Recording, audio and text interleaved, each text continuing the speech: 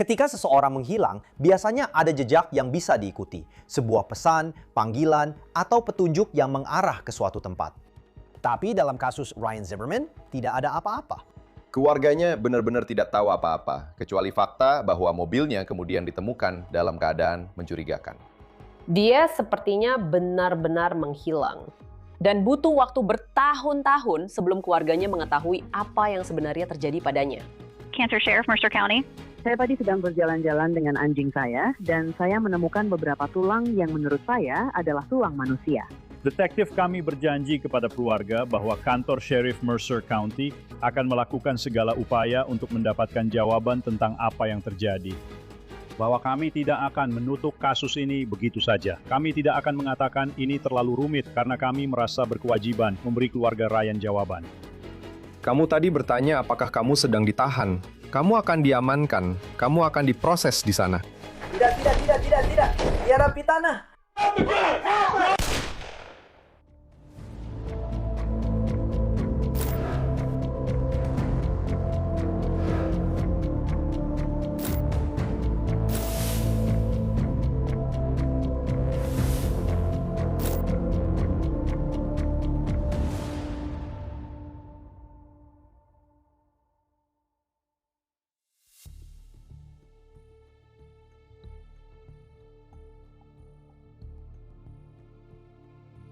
Terakhir kali keluarga Ryan mendengar kabar darinya adalah pada bulan September 2015.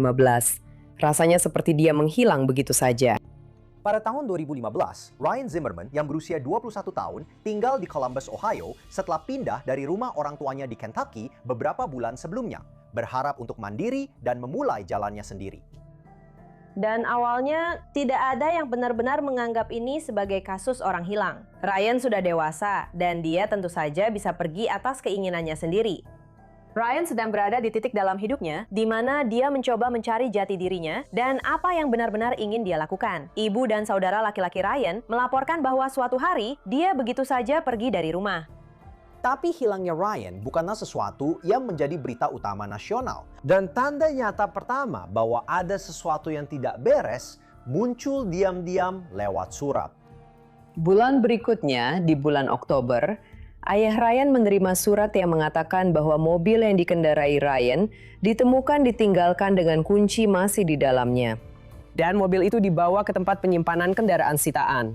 Ayah Ryan mengambil mobil itu dari kepolisian Columbus. Tapi berbulan-bulan berlalu, tidak ada kabar tentang keberadaan Ryan. Tidak ada indikasi apakah dia pergi secara sukarela atau apakah ada unsur kejahatan. Ketika Ryan pindah, dia tidak memberitahu keluarganya kemana dia pindah. Ayahnya mengatakan bahwa Ryan tetap berkomunikasi dengan keluarga. Jadi setelah dia menghilang dan polisi benar-benar tidak aktif menyelidiki, keluarganya memutuskan untuk mencari jawaban mereka sendiri. Tapi pada akhirnya, upaya itu juga menemui jalan buntu bagi mereka. Jadi pada dasarnya, keluarga itu berhenti mencoba mencari tahu di mana Ryan berada, dengan berpikir mungkin dia memang tidak ingin ditemukan. Beberapa bulan setelah Ryan menghilang, ada sebuah terobosan. Tapi para penyelidik tidak akan bisa mengaitkannya dengan kasus ini selama 4 tahun lagi. Pada tanggal 3 Januari 2016, pukul 14.43 siang, seorang warga Mercer County sedang berjalan-jalan dengan anjingnya di dekat Jalan 127 di West Bank Park. Dan kami menerima sebuah panggilan. Cancer Sheriff, Mercer County. Ya, mungkin saya terdengar aneh, tapi saya baru saja berjalan-jalan dengan anjing saya, dan saya menemukan beberapa tulang yang menurut saya adalah tulang manusia. 3 bulan setelah mobil ditemukan ditinggalkan, seorang wanita sedang berjalan-jalan dengan anjingnya dan tanpa sengaja menemukan sesuatu yang ia pikir bisa jadi adalah sisa-sisa manusia, sekitar 2 jam dari Columbus. Dan mungkin saya hanya terlalu paranoid, mungkin itu bukan tulang manusia. Di mana Anda menemukan ini, Bu? Tepat di Colorado Creek, saya sedang jalan-jalan dengan anjing saya di Jalan 127. Baik. Saya mungkin akan mengirim seseorang ke sana untuk melihat-lihat. Ada sesuatu yang perlu diingat tentang daerah Ohio ini. Tempatnya sangat pedesaan. Grand Lake St. Mary State Park terletak di Ohio bagian barat. Taman ini berada di samping danau buatan manusia yang sangat besar. Dan tempat ini memang berbeda. Tempat ini berbeda dari kota-kota besar lain di Ohio. Tempatnya tenang, tempatnya terpencil. Tingkat kejahatannya jauh lebih rendah dibandingkan dengan daerah metropolitan yang lebih besar. Kami menghubungi Dr. Elizabeth Murray. Dia adalah seorang antropolog forensik dan dia memeriksa tulang-tulang itu. Dan dia bisa memastikan kepada kami bahwa itu adalah sisa-sisa kerangka manusia. Pada saat itu, kami melakukan pencarian selama 3 hari di lokasi tersebut. Jadi sekarang, setelah dipastikan bahwa ini memang sisa-sisa manusia, para penyelidik perlu mencari tahu bagaimana orang ini meninggal. Dan mungkin yang lebih penting, siapa orang ini? University of North Texas berhasil mengekstrak profil DNA lengkap. Kami sangat yakin bahwa sisa-sisa yang kami temukan berasal dari seseorang yang tewas akibat kekerasan. Dan saya benar-benar ingin mengetahui siapa yang melakukannya dan meminta mereka bertanggung jawab atas apa yang telah mereka lakukan. Dan akhirnya, pada tanggal 1 Juni 2020, para penyelidik secara resmi mengidentifikasi sisa-sisa tersebut sebagai Ryan Zimmerman. Butuh waktu bertahun-tahun bagi orang tuanya, bagi keluarganya, untuk diberitahu. Butuh waktu selama itu untuk bisa mengidentifikasinya. Dan disitulah sebenarnya penyelidikan dimulai. Setelah mereka mengidentifikasi Ryan, polisi mulai melihat semua bagian dari teka-teki ini. Kemungkinan keadaan di sekitar pembunuhannya dan siapa saja yang mungkin terlibat.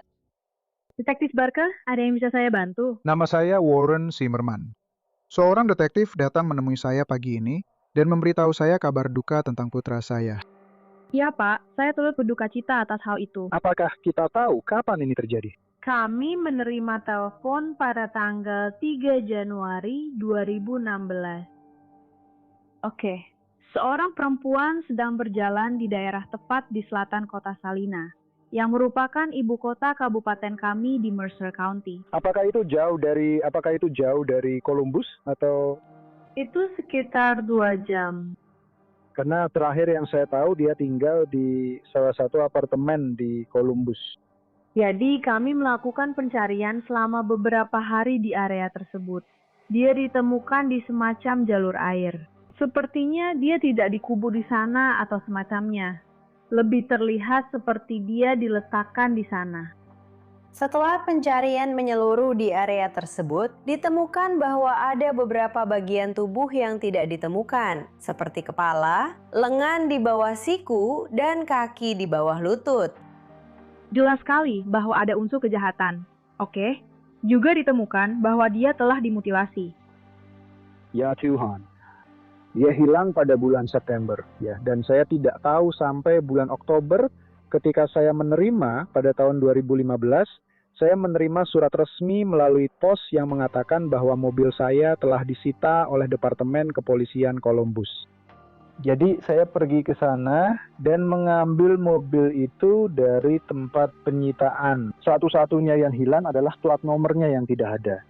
Lokasinya tepat di persimpangan, sekitar 1,5 blok dari apartemen tempat dia tinggal. Keluarga Ryan tidak pernah menyingkirkan mobil itu. Bahkan mereka tetap menyimpannya utuh. Tapi masalahnya, pada tahun 2015, mobil Ryan tidak pernah diproses. Penyelidikan yang dilakukan oleh kepolisian Columbus tidak membuahkan hasil apapun.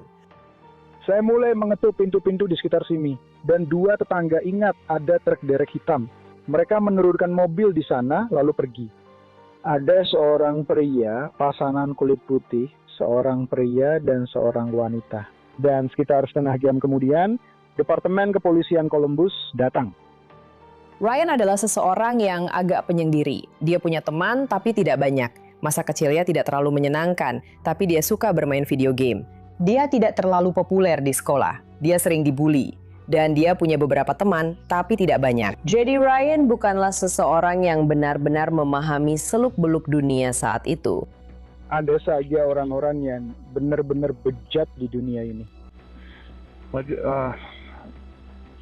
Aku muak dengannya. Tapi sekarang aku jadi tahu. Aku merasa muak, tapi aku baru tahu sekarang bahwa sekarang. Beberapa hari setelah panggilan telepon awal dengan orang tua Ryan, Vicky dan Warren Zimmerman, para penyelidik dari Mercer County, Ohio, pergi mengunjungi mereka di Kentucky untuk berbicara langsung dengan mereka.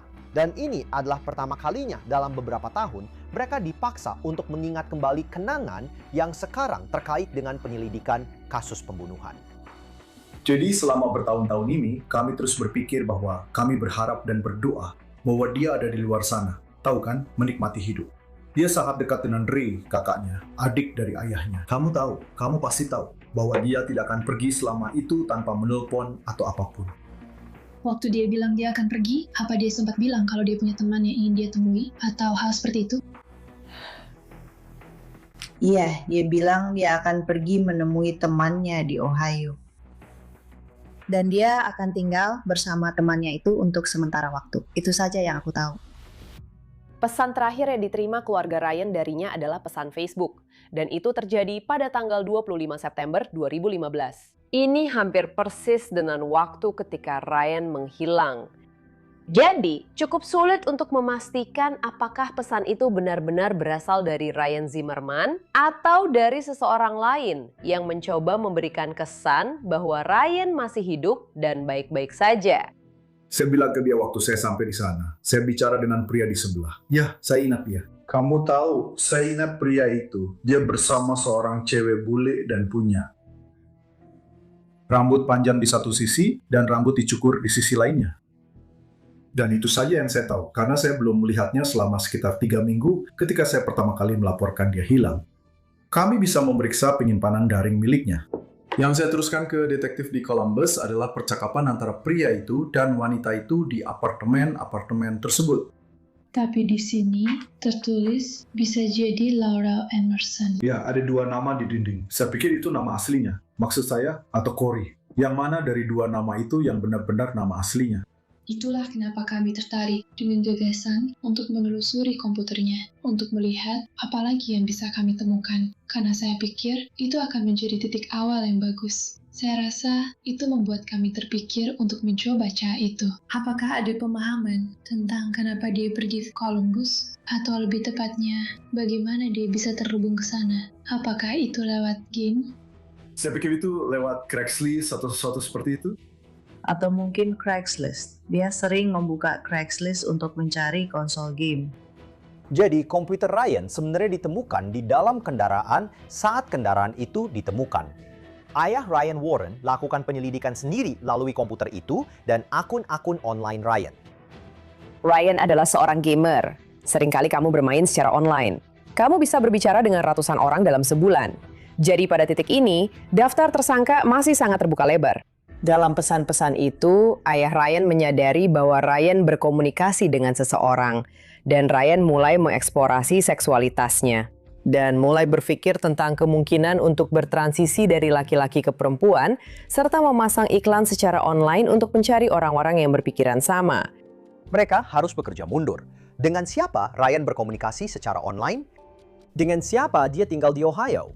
Nama-nama itu, Corey, Laurel, bisa jadi kunci untuk mengetahui apa yang terjadi pada Ryan. Dia berbicara dengan beberapa orang secara online.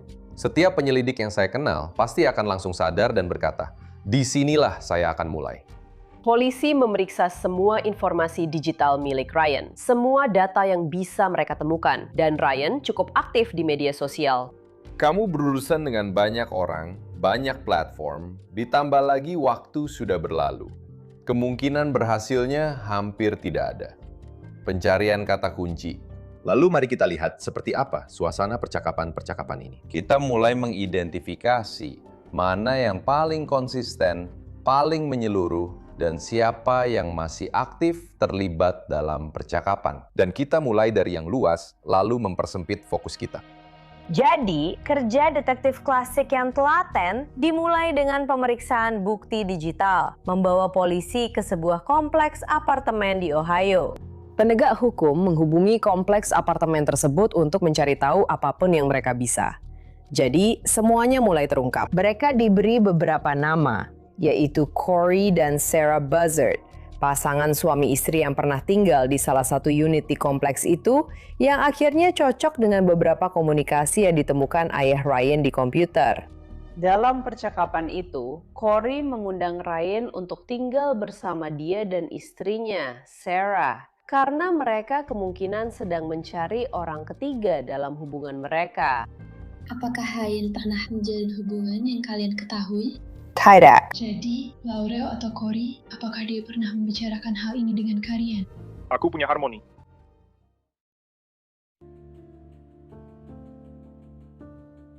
Sarah dan Corey bertemu saat mereka masih di sekolah menengah di Indiana. Mereka menikah saat masih berusia 18 tahun, lalu Corey mengikuti Sarah ke Ohio, di mana Sarah akan meraih gelar di bidang seni. Baik Corey maupun Sarah tidak memiliki riwayat perilaku kriminal atau perilaku kekerasan. Tidak pernah berurusan dengan hukum. Jen telah pindah dan tinggal bersama Corey dan Sarah pada Juli 2015. Dan sepertinya Sarah dan Jen memiliki hubungan yang sangat kuat. Dan menurutku, Corey kemudian ingin membangun hubungan sendiri. Ryan pada dasarnya adalah seseorang yang diinginkan suaminya untuk dirinya sendiri. Dialah yang menyuruh Ryan untuk pindah ke sana. Corey masih tinggal di Columbus, Ohio. Namun Sarah sudah pindah ke Indiana. Mereka mulai mencari surat nikah dan menemukan bahwa Corey dan Sarah sudah bercerai. Dan bukan hanya itu, Sarah juga sudah menikah lagi dengan seseorang yang bernama Jen. Jadi sekarang kita punya pihak ketiga dalam situasi ini. Ternyata Sarah Buzzard sebenarnya tinggal di Marion, Indiana, yang hanya sekitar 1 jam ke barat dari tempat sisa-sisa Ryan Zimmerman ditemukan. Tapi para penyelidik masih perlu mencari tahu lebih banyak tentang Sarah dan istri barunya, Jen. Selama setahun berikutnya, detektif melakukan pengawasan terhadap Sarah Buzzard, Corey Buzzard, dan Jen Whitaker yang juga dikenal dengan nama Naira. Terkadang, penyelidikan berjalan lebih lambat dari yang kita inginkan. Kita berpikir, kenapa butuh waktu begitu lama? Kenapa polisi mengawasi mereka selama waktu yang begitu lama? Tapi yang mereka coba lakukan adalah melumpulkan sebanyak mungkin informasi, terutama tentang hubungan dan perilaku mereka. Semua informasi itu akan sangat membantu. Mereka tidak ingin masuk tanpa persiapan. Jadi ini adalah tahap pelumpulan informasi yang akan sangat membantu nanti.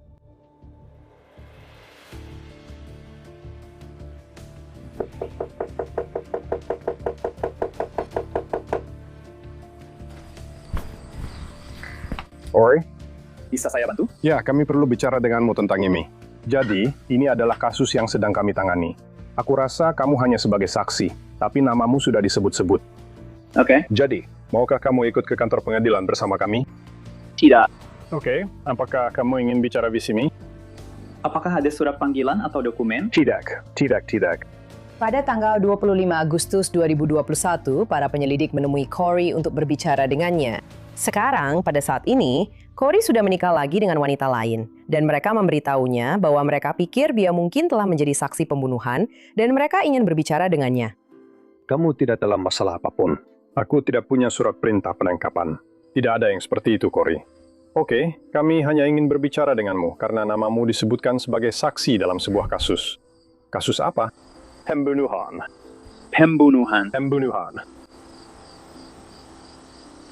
Saya tidak ingat pernah menyaksikan pembunuhan apapun. Oke, kalau begitu seharusnya ini tidak akan memakan waktu lama. Anda ingin saya ikut dengan Anda sekarang? Kalau bisa ya. Dengan begitu kita bisa langsung menyelesaikan ini dan semuanya beres. Kami akan mengantarmu ke sana. Kami juga bisa mengantarmu pulang. Kami akan memastikan kamu sampai di rumah. Baiklah, beri aku sebentar. Langsung saja dia jadi agak agresif. Dia tidak mau bicara dengan penyidik, sangat menjaga jarak, sama sekali tidak mau bekerja sama. Ada apa? Tidak. Corey, bisakah kamu bicara denganku dari balik pintu? Tolong. Kami tidak akan pergi kemana-mana, Corey. Kita perlu bicara. Saya tidak terlalu nyaman memberikan informasi tanpa penasihat hukum. Kamu bahkan belum tahu 100% apa yang sedang kita bicarakan. Nah, itulah alasannya. Ini tentang Ryan. Aku tidak tahu siapa Ryan itu. Ryan pernah tinggal bersamamu untuk sementara waktu. Kami sedang mencoba mencari tahu apa yang terjadi. Siapa yang mungkin terakhir kali melihatnya? Kemana dia pergi? Hal-hal seperti itu. Aku tidak punya informasi apapun untukmu. Oke. Dan aku juga tidak benar-benar tahu harus memberitahumu apa tentang semua ini. Beberapa pertanyaannya seperti, kapan terakhir kali kamu melihatnya? Kemana dia pergi? Maksudku, hal-hal seperti itu. Berapa lama dia bersama kalian? hal-hal seperti itu. Tidak, aku benar-benar tidak tahu apa yang sedang kamu bicarakan. Oke. Jadi kamu tidak kenal Ryan? Tidak. Saya sering bilang begitu. Tidak kooperatif itu bukan perilaku normal. Bersikap tidak kooperatif sejak awal langsung memberitahu penyidik bahwa ada sesuatu yang tidak beres di sini. Itu tidak berarti bahwa orang itu adalah tersangka atau pelaku. Orang itu tidak ingin terlibat, tidak mau terlibat, tapi mereka justru melibatkan diri sendiri dengan bersikap tidak kooperatif. Dan kami sudah bersama Sarah. Kami juga sedang berbicara dengannya sekarang. Kepada siapa? Sarah? Kurasa mantan istrimu, oke? Jadi kita juga sedang bicara dengannya. Oke. Dan kamu ingin dia yang memutuskan nasibmu di sini? Atau kamu ingin memutuskannya sendiri? Sekarang juga, kamu jadi kelihatan seperti orang jahat kalau tidak mau bicara dengan kami. Semua orang lain mau bicara dengan kami. Sementara itu di negara bagian sebelah, para penyelidik sekarang bergerak menuju Sarah dan Jen di tempat yang mereka yakini sebagai rumah ibu Sarah di Marion, Indiana. Halo, permisi. Mencari Sarah, itu saya. Tidak bisa membela saya. Itu saya. Ya, saya rasa ada surat perintah untuk Anda. Apa? Apa? Itu dari Ohio? Kurasa begitu. Sepertinya itu surat perintah penangkapan karena pencurian. Oke. Baiklah, silakan berbalik. Letakkan tangan Anda di belakang punggung. Apakah ada orang lain di rumah bersama Anda? Ibu saya dan istri saya. Sarah datang ke pintu. Dia bilang dia baru saja bangun. Tampak sangat bingung dengan apa yang sedang terjadi. Dan mereka memasangkan borgol padanya. Jadi, ada apa ini? Jadi, kita harus bawa dia ke kantor polisi. Kamu baik-baik saja? Aku cuma merasa badan ini berat sekali. Kamu merasa sakit atau? Enggak, cuma kaget aja. Kami bukan tipe orang seperti itu. Ibunya di sana mencoba memanjakan putrinya. Pihak penegak hukum memberitahu ibunya bahwa putrinya sudah dewasa. Kami punya surat perintah penangkapan atas kasus pencurian dari Ohio. Kami harus membawanya ke kantor polisi. Sementara itu, Jen datang ke pintu dan polisi juga tertarik untuk berbicara dengan Jen. Namun, mereka tidak punya surat perintah penangkapan untuk Jen. Hai, ini Jenna. Saya Chris Sandberg. Saya dari Hill Street Journal. Kami sedang dalam Humor Radio. Iya, silakan lanjutkan. Apakah itu milikmu?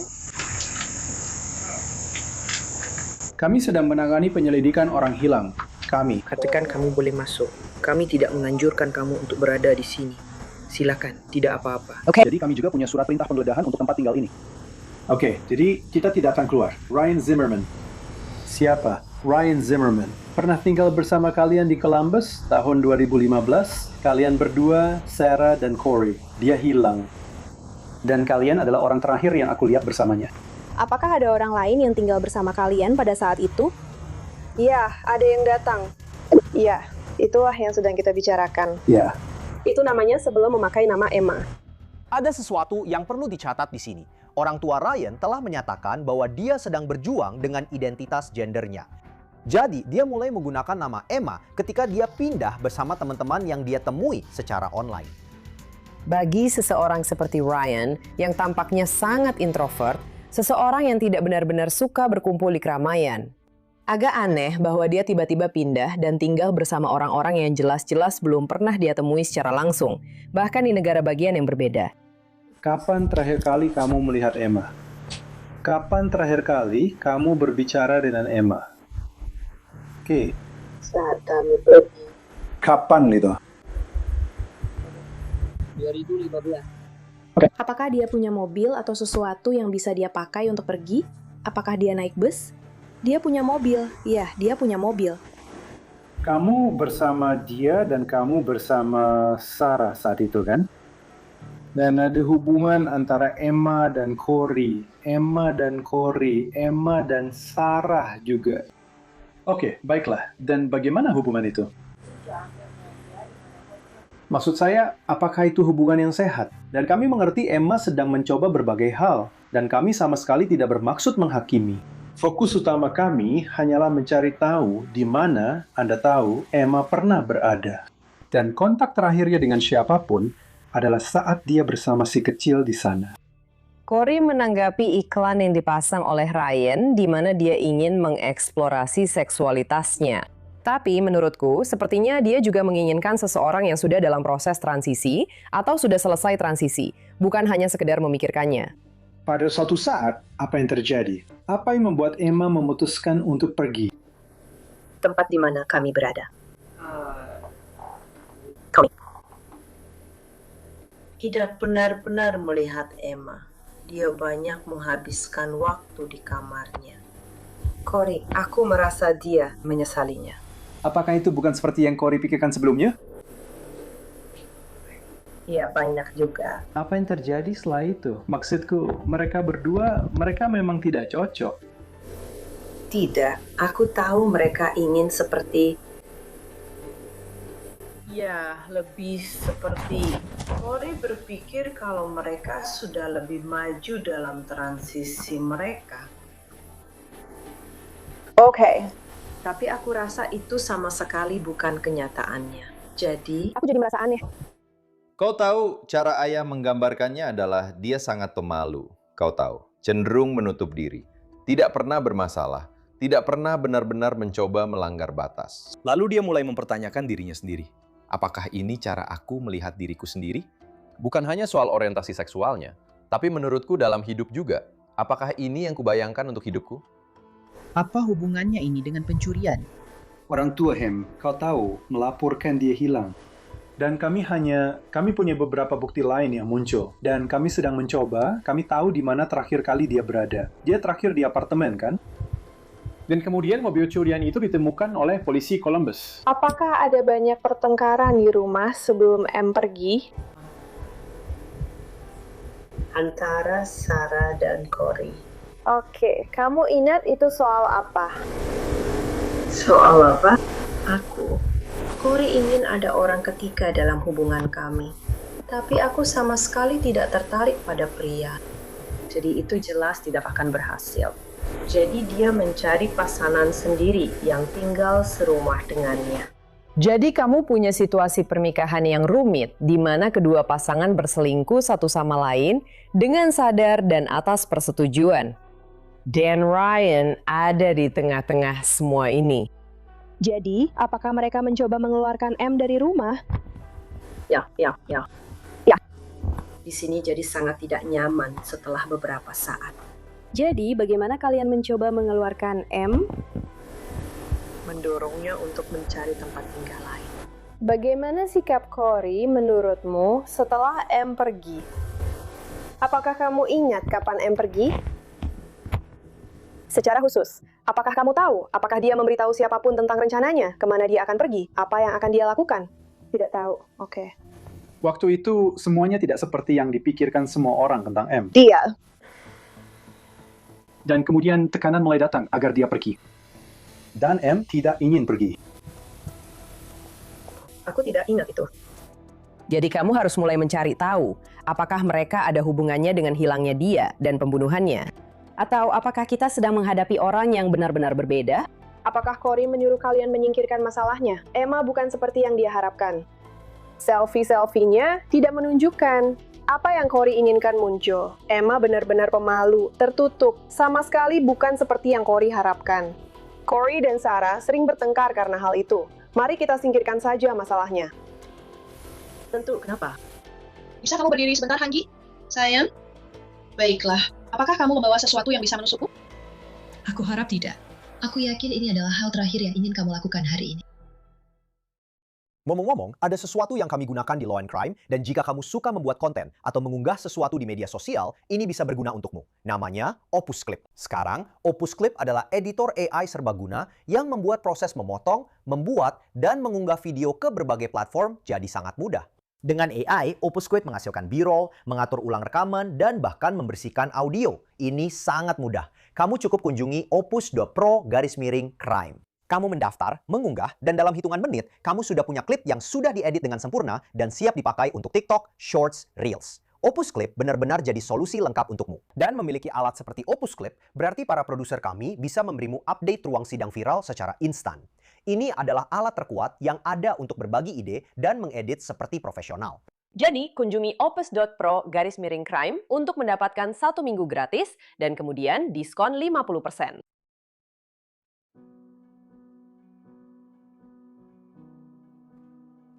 Kami sedang menyelidiki suatu kejadian saat kamu tinggal di Columbus. Oke, dan kira-kira pada tentang waktu kapan kamu tinggal di Columbus? Aku ke sana untuk kuliah. Jadi itu berarti tahun 2010. Oke. Dan kemudian aku tinggal di sana selama beberapa tahun setelah aku lulus. Detektif dalam kasus ini menggunakan taktik di mana mereka mewawancarai dua tersangka potensial secara bersamaan.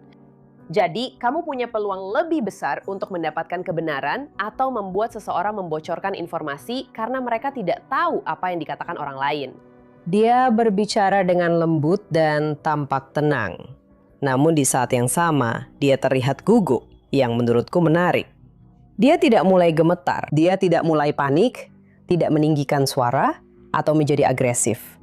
Jadi pada saat itu aku mulai bertanya-tanya, apakah dia benar-benar mengira ini hanya soal pencurian? Dan seiring wawancara berlangsung, kamu mulai melihat Sarah menjadi jauh lebih gugup. Sepertinya ini bukan cuma soal pencurian, karena dia tahu dalam pikirannya ada masalah besar lain yang belum dibicarakan, yaitu Ryan Zimmerman. Apakah kamu punya teman sekamar?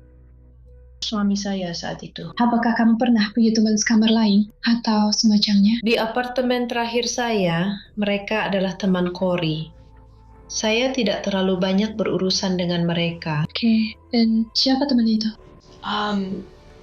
Saya tidak ingat nama asli mereka, tapi kami memanggil mereka Emma.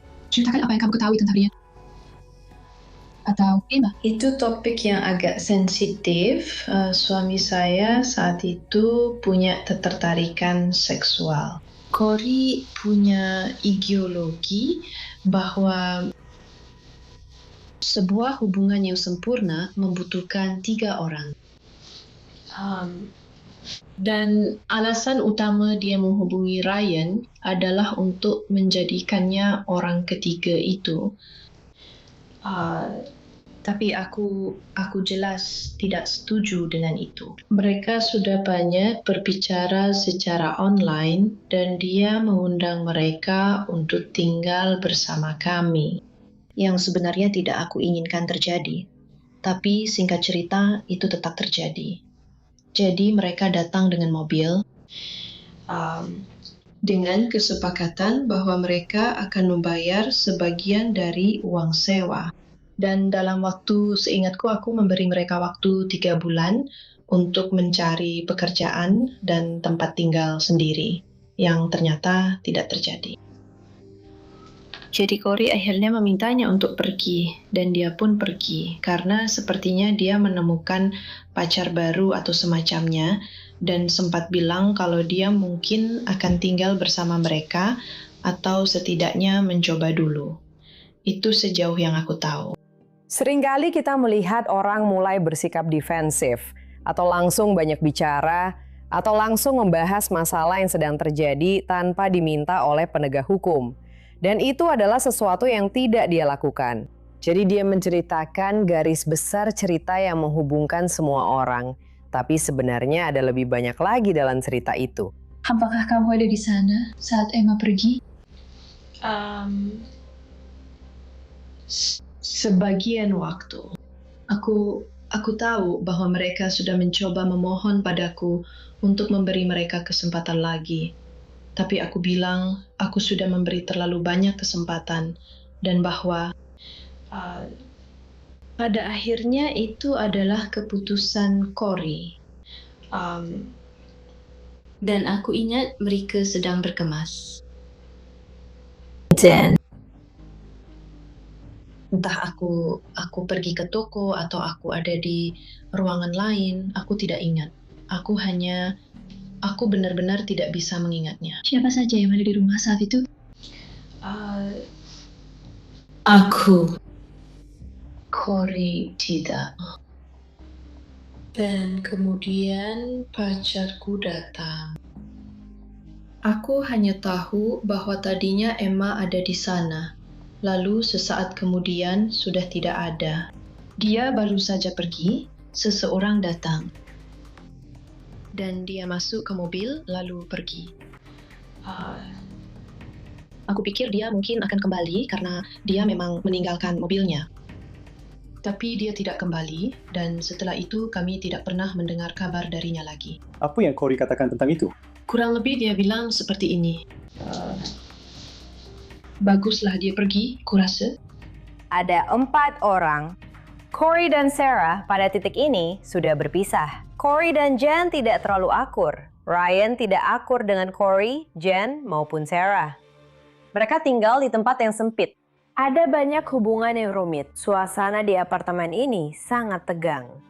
Kamu menyebutkan bahwa dia memohon padamu untuk memberinya kesempatan lagi atau semacamnya. Ceritakan lebih banyak tentang itu. Dia menangis. Dan aku tahu, aku bilang aku minta maaf, tapi bahwa Corey pada akhirnya yang membuat keputusan. Dan jika dia bilang kamu harus pergi, aku harus setuju. Lalu aku bertanya padanya, apakah dia punya tempat lain untuk dituju? Saat itulah dia menyebutkan bahwa ada orang lain yang sudah dia temui dan mulai dekat dengannya. Apakah itu jadi sedikit memanas? Jelas dia tidak mau pergi. Dia memang tidak mau pergi. Seperti saat percakapan awal kami, aku tenang, dia yang kesal. Tidak ada teriakan atau hal seperti itu. Tidak sampai fisik kan? Tidak. Sama sekali tidak. Jadi ceritakan tentang hari itu. Apa yang bisa kamu ingat tentang saat Ryan pergi? Jen dan aku sedang di dapur, minum kopi atau anggur atau sesuatu. Kami duduk di meja dapur. Jen. Ryan turun ke bawah dengan tasnya. Kami ada canggung berbasa-basi. Lalu sebuah mobil berhenti di depan apartemen. Lalu dia pamit dan pergi tanpa ribut-ribut. Pertanyaan kembali diarahkan ke mobil Ryan. Dan Sarah yang didakwa mencuri kendaraan itu tidak punya alasan untuk mengendarai mobil tersebut. Namun dia memberikan cerita yang tidak masuk akal yang seolah-olah bisa menjelaskan setiap kemungkinan bukti forensik yang tertinggal. Mobil seperti apa yang dia punya? Atau warnanya apa? Hal-hal seperti itu. Saya tahu itu mobil lama. Mungkin merah tua seperti marun. Semuanya berwarna marun. Apakah kamu pernah naik di dalamnya? Ya. Apakah dia kembali untuk mengambilnya? Aku tahu mobil itu hilang. Aku tidak tahu apa yang terjadi padanya. Jadi aku tidak tahu apakah dia kembali untuk mengambilnya. Apakah kamu pernah berhubungan dengan Ryan setelah dia pergi? Sama sekali tidak. Kembali ke rumah itu, percakapan dengan Jen semakin memanas. Itu karena para penyelidik punya sesuatu yang mereka sembunyikan. Informasi yang selama ini mereka simpan sendiri. Kami sedang berusaha mencari Emma dan kami agak berhasil dalam hal itu. Oke. Tunggu, kapan agak berhasil? Apapun yang terjadi pada Emma terjadi di apartemen tempat kalian menginap.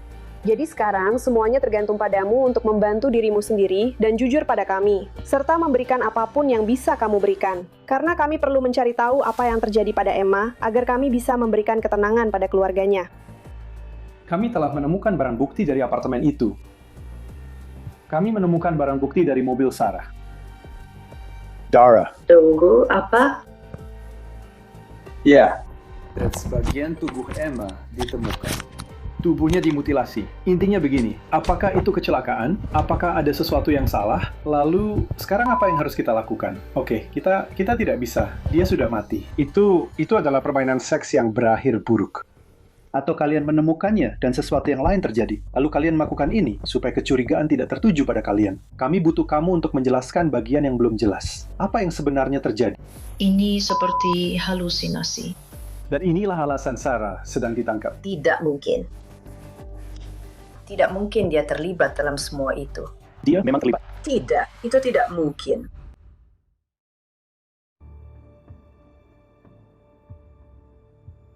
Semua orang bilang, ya tidak, memang tidak ada yang mau orang ini di sini lagi. Kehadirannya di rumah jadi beban bagi semua orang. Dan ya, begitulah. dia tiba-tiba pergi dan menghilang suatu hari. Tunggu dulu. Kamu tadinya tinggal bareng, lalu tiba-tiba tidak lagi.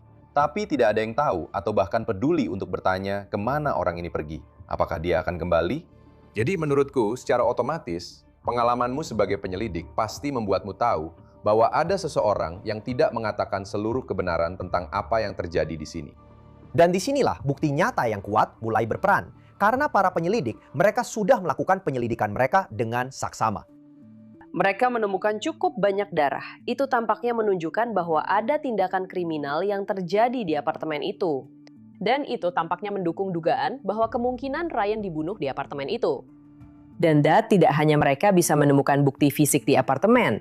Pada saat itu, Sarah sudah menjual mobil yang dia kendarai. Tetapi mereka berhasil melacak mobil itu. Dan benar saja, bertahun-tahun kemudian ditemukan darah dan bukti biologis di mobil itu. Ketika polisi memeriksa ponsel Sarah dan riwayat pencariannya, mereka menemukan beberapa pencarian yang mengkhawatirkan. Secara khusus, dia mencari vena jugularis. Dia mencari cara menyalakan Ford Focus. Dan kebetulan itu adalah mobil yang dikendarai Ryan. Lalu dia juga menyimpan sebuah karya seni yang aneh. Dan itu adalah gambar tubuh yang terpotong-potong. Jadi menurutku, ada beberapa tanda bahaya yang membuat para petugas waspada. Pencarian Google, penelusuran mendalam yang kami lakukan, hal-hal yang dia minati setidaknya melukis dengan darah, bahkan sampai meminum darah. Lalu pencarian yang dia lakukan di ponsel Android-nya. Aku tidak tahu soal hal-hal yang berhubungan dengan darah itu. Kami tahu bahwa Sarah sedang mencari-cari dengan panik pada jam 1 pagi tentang cara menyalakan Ford Focus. Menariknya, mobil Ryan memiliki sistem pengapian yang unik. Mekanisme tambahan yang membutuhkan teknik khusus untuk menyalakannya. Mobil itu ditinggalkan beberapa blok dari apartemen oleh mobil derek karena mobil tersebut tidak bisa dikendarai. Plat nomor mobil itu dicuri. Dan kami punya Sarah di ponsel Android-nya yang tidak bisa memindahkan mobil itu. Mobilnya Emma. Kami tidak menanyakan apakah kamu yang lakukannya. Kami menanyakan apa yang terjadi di sana. Karena kamu ada di sana. Apa yang terjadi? Bagaimana dia meninggal? Aku tidak tahu. Kami memberitahumu bahwa kami tahu, kamu tahu. Tidak. Begitu ya? Jadi kamu mau menyalahkan semua ini pada Sarah, istrimu yang sekarang sedang mendekam di penjara? Tidak mungkin Sarah yang melakukan ini. Bantu kami lengkapi ceritanya. Apa yang terjadi pada Emma? Aku tidak tahu. Dia pergi. Kita tahu dia pergi. Bagaimana dia pergi? Kemungkinan besar dengan mobil. Itu tidak baik. Bukan di mobilnya. Dan tidak bernyawa. Kamu sudah nyari sampai 99,9%. Aku tahu kamu masih menyembunyikan sesuatu. Aku tidak tahu apa-apa. Kau dan aku tidak percaya itu. Menurutku, itu adalah respons alami manusia. Kurasa itu sudah menggerogoti diriku dari dalam. Tidak ada beban pembunuhan yang menimpa kami. Dan dia tidak menceritakan hal ini padamu. Maksudku, ini pasti menyakitinya. Suaminya saat itu ingin membawa orang lain ke dalam hubungan mereka berulang kali. Aku sendiri tidak akan suka jika ada orang lain masuk ke dalam hubunganku. Itu berat bagi Sarah. Oke, jadi apa yang membuatnya kehilangan kendali?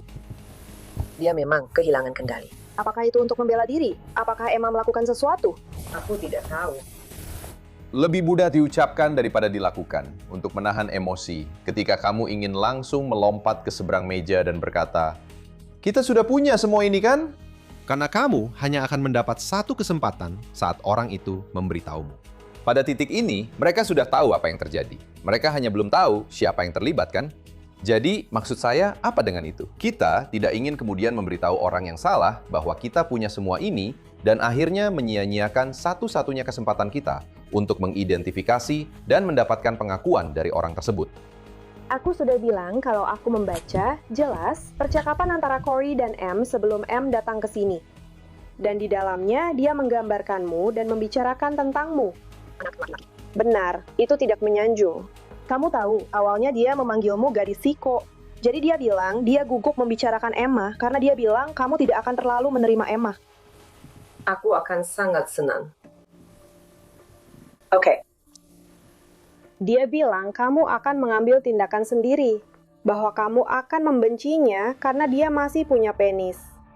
Dan dari account yang sudah kami baca, kesepakatan antara Sarah, karena Sarah juga berkomunikasi dengan Emma sebelum mereka datang kan, karena dia tidak sepenuhnya setuju, jadi ada aturan-aturan. Jadi tidak ada keintiman. Dan hal lainnya adalah jika Emma pergi, kamu juga pergi. Jadi kalau Emma pergi, itu berarti kamu juga harus pergi. Aku tidak tahu tentang itu. Jadi saat Cory kembali dari pertemuannya, Emma sudah tidak ada di sana lagi. Dia pergi sendiri. Kamu aman untuk tetap di sini. Tidak, aku tidak tahu tentang itu. Saat dia pergi, aku tahu. Yang memejutkan penyidik, terungkap bahwa Cory tidak berada di rumah pada akhir pekan itu. Dan hal itu nantinya juga akan dikonfirmasi oleh pihak lain. Akhirnya, penegak hukum menyatakan Cory tidak terlibat. Sarah telah menurunkannya di sebuah hotel di pusat kota Columbus. Dia telah membuat janji untuk menghabiskan akhir pekan bersama seorang wanita yang datang dari luar kota. Jadi, dia dikeluarkan dari daftar orang yang terlibat. Apa yang terjadi antara kamu dan Emma?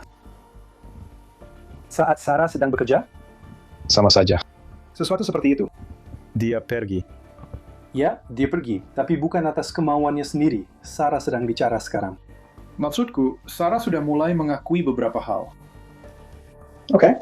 Dia benar-benar. Dia memang.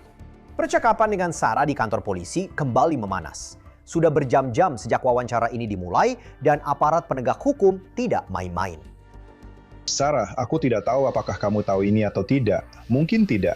Tapi sekarang kamu sedang berbicara dengan Jennifer, berbicara dengan ibumu, dan juga berbicara dengan Cory di Columbus. Dan ada ketidakkonsistenan besar tentang hal ini, terutama terkait keterlibatanmu dengan Ryan. Dan kamu tahu, Ryan sekarang sudah meninggal. Dia telah dibunuh. Aku perlu tahu apa yang sebenarnya terjadi di sini. Maksudku, ini situasi yang buruk.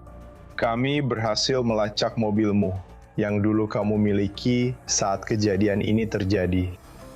Sesuatu terjadi di apartemen itu pada akhir pekan saat kamu meninggalkan Cory bersama gadis itu di Columbus. Kamu harus menceritakan versimu tentang ini, dan kita akan lihat apakah itu cocok dengan bukti yang kami miliki. Aku tidak nyaman membicarakannya. Mereka sudah tahu, jadi mereka menunggu untuk melihat apa lagi yang akan mereka katakan dan membandingkannya dengan apa yang kita tahu. Apakah itu sebuah kecelakaan? Iya. Tidak, aku tidak tahu apa yang dianggap sebagai kecelakaan. Dengan Ryan? Aku bahkan tidak tahu kalau dia sudah meninggal. Sarah, ayolah. Kita selalu tahu, ada dua sisi dalam setiap cerita. Selalu. Jadi, ini kesempatanmu untuk menceritakan versimu, oke? Aku sudah mengatakan apa yang aku tahu. Sarah yang sudah aku coba ajak bicara. Iya, itu keputusanmu. Aku tidak tahu harus berkata apa. Yang sebenarnya, mungkin. Belakangan dalam wawancara itu, Sarah tak kuasa menahan tangis. Sarah, lihat aku. Aku rasa kamu ingin memberitahu kami yang sebenarnya. Lihat aku, benar begitu. Ceritakan saja apa yang terjadi. Maaf, aku mengerti kamu takut. Silakan mulai dari awal. Jadi itu kecelakaan terjadi setiap hari. Aku marah. Dia keluar dari kamar mandi. Aku mendekatinya dari belakang. Lalu aku mencekiknya dan menjatuhkannya. Dia pingsan, oke. Hai. Secara teknis, aku tidak melepaskannya. Dan kemudian sudah terlambat. Aku hanya ingin melakukannya. Lalu aku tidak tahu harus berbuat apa.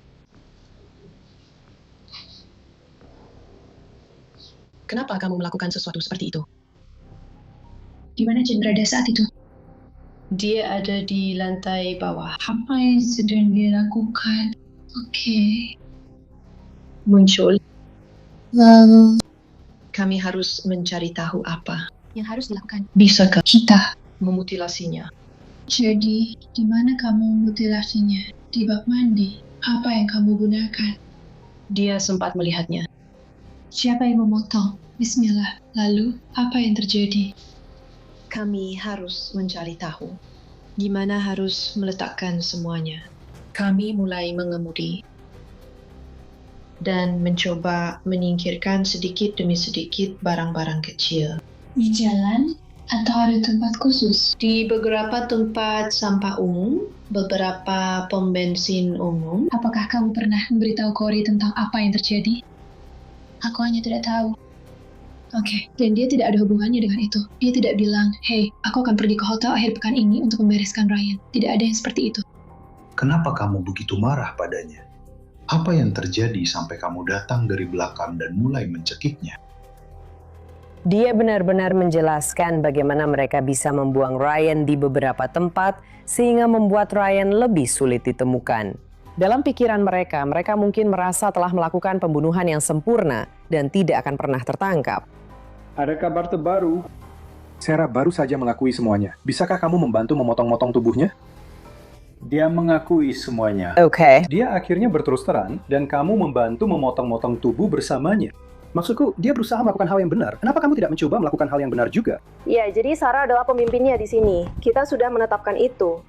Dia memintamu melakukan sesuatu. Kamu pasti akan melakukannya. Dia bukan seorang pembunuh. Dalam kasus ini, dia memang pembunuh. Dan duniamu runtuh, tentu saja. Polisi berbicara dengan Jen selama 3 jam, menghadapkan dia pada semua informasi ini, semua yang Sarah ceritakan kepada mereka. Mereka mencoba membuatnya menguatkan beberapa hal untuk mengakui keterlibatannya. Tapi Jen tidak pernah melakukannya. Namun, apa yang akhirnya dia lakukan akan mengejutkan semua orang. Jadi, aku akan membacakan hak-hakmu, oke? Kita akan mulai dari situ, lalu kita bisa berbicara. Aku tidak tahu kalau dia dipotong-potong sampai dia memberitahuku. Apakah kamu tahu kalau dia sudah meninggal? Tidak, sampai kamu memberitahuku. Bukan, dia pergi lalu bertemu seseorang yang... Lalu kamu tahu melakukan apa yang mereka lakukan padanya. 4 orang di rumah itu, pada akhir pekan itu, yang kita tahu saat itulah kejadiannya, atau sekitar hari-hari ketika Corey tidak ada, adalah kamu, Ryan, Emma, dan Sarah. Apa yang ada di tasmu? Kamu tidak nyaman dan tidak tenang. Jadi Jen, seperti yang sudah kita bicarakan, kamu tadi bertanya apakah kamu ditahan. Kamu akan diamankan sekarang. Dan dia adalah seorang detektif di Departemen Kepolisian Kota Marion. Kamu akan didaftarkan di sana. Tidak. Kami akan segera kembali.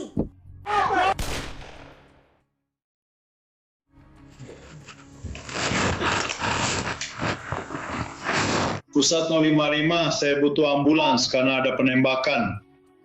Sudah berapa lama tanganmu di situ? Kita pergi ke sana. Jen mengeluarkan senjata api dari tasnya dan menembak dirinya sendiri. Dia mengakhiri hidupnya sendiri. Maksudku, tidak ada indikasi bahwa ada senjata api di rumah itu. Hanya situasi di mana banyak jawaban ikut hilang bersamanya hari itu, yang menurutku dalam beberapa hal menghambat kita untuk benar-benar mengetahui cerita lengkap tentang apa yang terjadi. 055, apakah ada korban? Sarah memberitahu polisi bahwa dia tahu alasan Jen meninggal karena bunuh diri. Dia menjelaskan apa yang dia sebut sebagai perjanjian bunuh diri yang mereka berdua buat.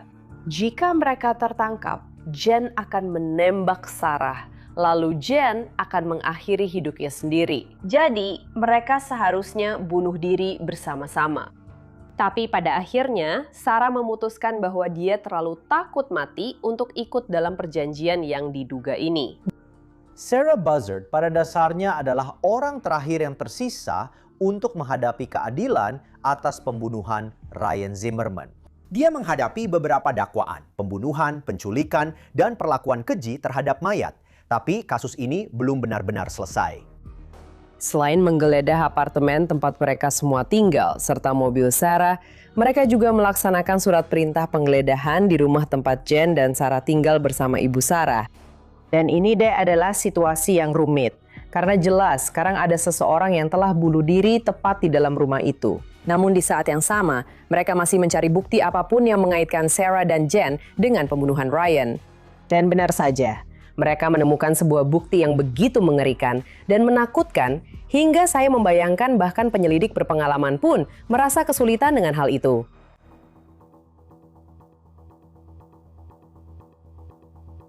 Pada titik ini, para penyelidik sudah memiliki banyak bukti untuk menuntut Sarah atas kejahatan ini. Mereka memiliki bukti dari apartemen, mereka memiliki bukti dari mobil, mereka juga memiliki pernyataannya sendiri yang sesuai dengan bukti lain yang mereka temukan. Mungkin bukti terbesar dalam kasus ini ditemukan ketika mereka melakukan penggeledahan di rumah Ibu Sarah. Hanya sebagian dari sisa-sisa kerangka Ryan yang ditemukan. Satu hal yang tidak pernah ditemukan adalah kepalanya. Namun, petugas menemukan bahwa kepalanya ada di dalam panci sup di dalam sebuah kotak di garasi Ibu Sarah. Ini adalah sebuah kejutan besar. Para wanita ini telah menyimpan kepala itu selama bertahun-tahun. Bahkan kepala itu ikut bersama mereka setiap kali mereka pindah rumah beberapa kali. Awalnya, kepala itu disimpan di dalam freezer di apartemen mereka, di belakang beberapa sayuran beku. Lalu setiap kali mereka pindah, mereka selalu membawanya bersama mereka. Dan tidak jelas apakah mereka memang tidak tahu harus membuangnya di mana, atau jika kepala itu dianggap sebagai semacam trofi. Pada Desember 2021, Sarah Buzzard menghadapi kemungkinan hukuman mati. Jadi, dia memutuskan untuk menerima kesepakatan pengakuan bersalah, mengaku bersalah atas satu tuduhan pembunuhan dengan pemberatan atas pembunuhan dan pemotongan tubuh Ryan, alias Emma. Dan sekarang, dengan kesepakatan pengakuan bersalah ini, hukuman mati tidak lagi menjadi pilihan. Saat Sarah Buzzard memasuki ruang sidang untuk menjalani vonisnya, dia menghadapi kemungkinan menghabiskan sisa hidupnya di balik jeruji besi. Saya menerima tanggung jawab atas peran yang saya mainkan dalam kematian Ryan, dan saya akan menjalani setiap hari sisa hidup saya dengan berusaha menebus diri melalui tindakan dan perbuatan positif. Bagi saya, ini tampak seperti seseorang yang merasa bahwa hal ini memang dibenarkan menurutnya. Dan mungkin rasa sakit yang dia rasakan akibat Ryan menjadi pembenaran baginya. Jadi pada akhirnya, bukti fisik yang ada tetap akan mengarah ke Sarah. Dia mengaku telah membunuh Ryan, tapi juga sangat jelas bahwa kemungkinan besar satu orang saja tidak bisa memotong-motong dan melakukan semua ini sendirian. Tapi pada akhirnya aku rasa dia tahu waktunya sudah habis. Dia telah lolos selama beberapa tahun, tapi sekarang saatnya membayar akibatnya. Anak-anakku tidak akan pernah mengenal paman mereka, Ryan. Mereka tidak akan pernah bisa berbicara dengannya dan melihat kemiripan yang menurutku mereka miliki dengannya. Mereka tidak akan pernah bisa bermain permainan itu bersamanya. Dan mereka semua pasti akan sangat menyukainya. Saya agak terkejut dia sampai melakukan itu. Maksud saya, dia bilang, "Hey, saya akan mengaku." Tapi kemudian saya pikir dia ingin menghindari hukuman mati. Dan ternyata setidaknya dia diberi kesempatan itu.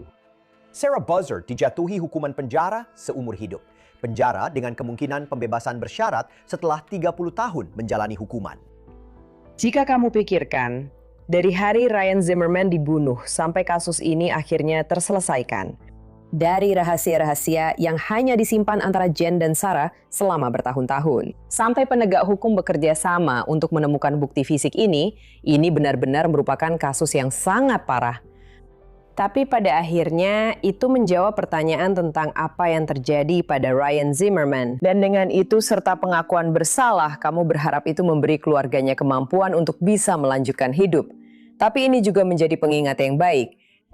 Jangan menilai buku dari sampulnya, karena kamu tidak pernah tahu apa yang tersembunyi di baliknya. Kasus ini membuat hatiku hancur, karena pada akhirnya Ryan adalah seorang pria yang sangat muda yang hanya mencoba mencari tahu bagaimana dia menemukan tempatnya di dunia ini dan sebagai pribadi. Dan ada orang-orang yang memanfaatkan hal itu, yang memiliki jauh lebih banyak pengalaman hidup dibandingkan dirinya.